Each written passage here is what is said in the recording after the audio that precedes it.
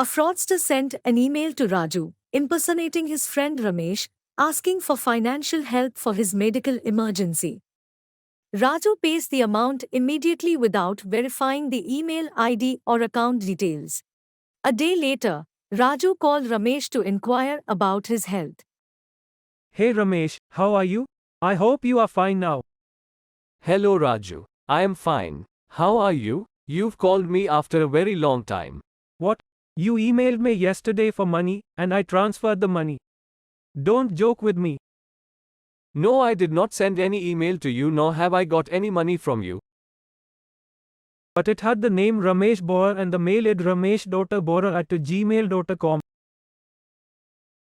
My email is ramesh.bohra@gmail.com. Someone tricked you by using a similar looking name.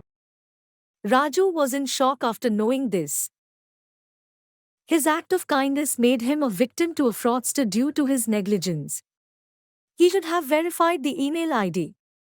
Don't make payment on receiving requests from random emails or similar looking email IDs.